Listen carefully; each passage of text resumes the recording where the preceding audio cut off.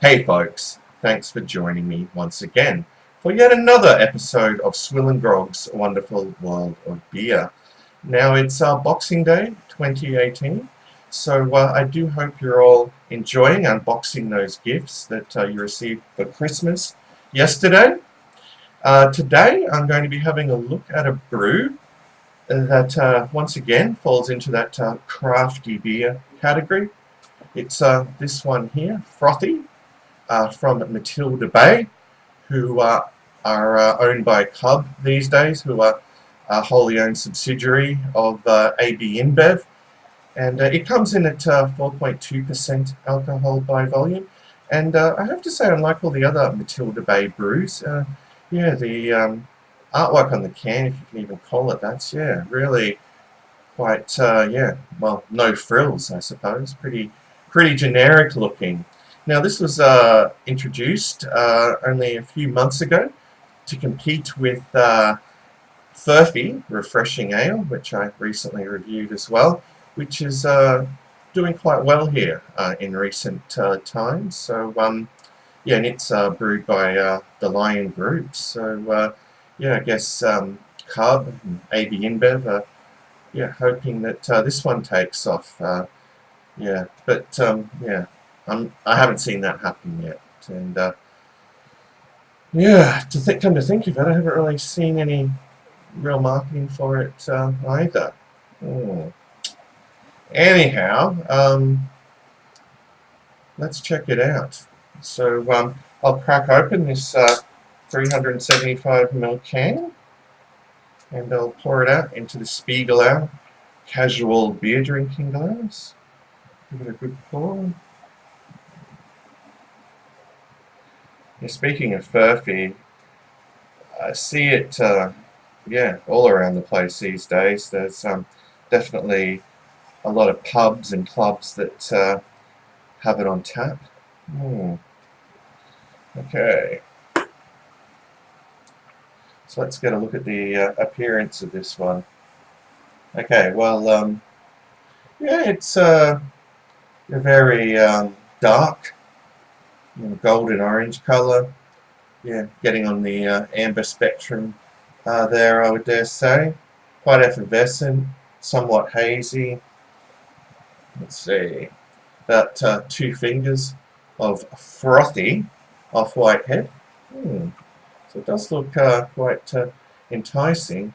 Now, I tried to look into what its style was, because I believe that, yeah, Frothy is a Kolsch, but this one apparently is a pale ale. Okay, so onto the aroma. Not getting a terrible lot there. Smell of citrus. It's not overly sweet. Perhaps, lemon zest or orange rind. Maybe a little bit of bready malt there. But it's not overly enticing, compared to, say, the Tinny's Pale Ale that I reviewed yesterday. Okay, so time to dive into this one, folks. Cheers to you all.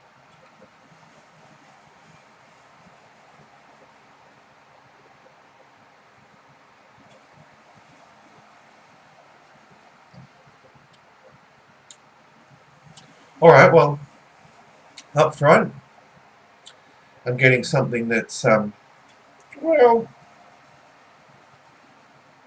more, say, malt forward than I was kind of expecting.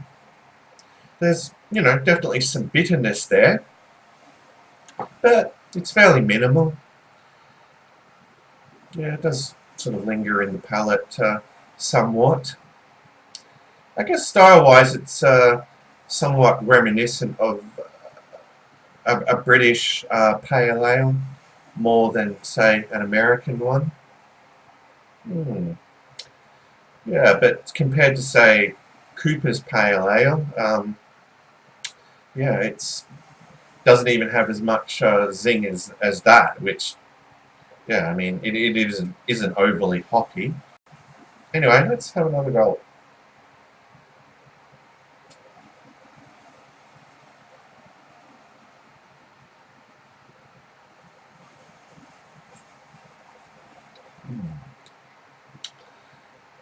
The body, yeah, is leaning towards light.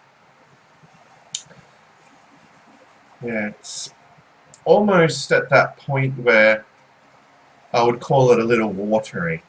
I mean, if they're, you know, intending for this to compete with Frothy, which they are, it's, yeah, I mean, Frothy's definitely the hands down winner. Yeah. Alright, so, is it drinkable? Well, I suppose. Is it something you could session? Well, at 4.2% ABV, I suppose you could. Yeah, I'm thinking this one's, yeah, not a beer that I could really recommend to you all, folks. It's quite disappointing.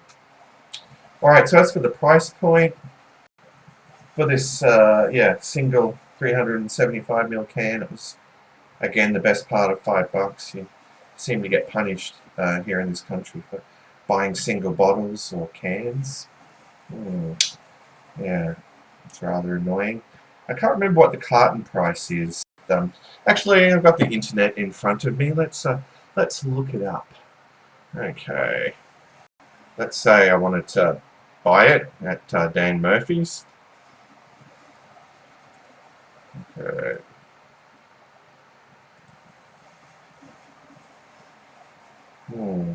$51.99 per case of 24. Yeah, not really worth it, folks. Alright, well, there we go. Okay, well, I suppose that I should yeah, have one last gulp and wrap this review up and give it a score out of 10.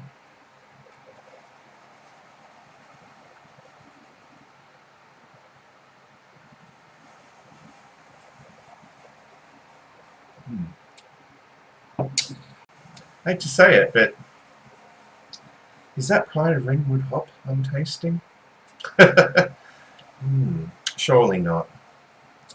Surely not. Yeah. Anyway, folks, this one is quite disappointing. Yeah, not a lot of good things I can really say about it. Yeah, like the artwork on the can. Yeah, really no frills. Yeah, really generic. What would I give Frothy in terms of a score out of 10? Well, sadly, I think it's deserving of probably just a 5 out of 10, folks. So, there you go, 5 out of 10 for Frothy. So it's not really one that I can recommend, as I had been indicating throughout this review. Anyway, I guess I'll see you all in the next review, but until then, fare thee well, all.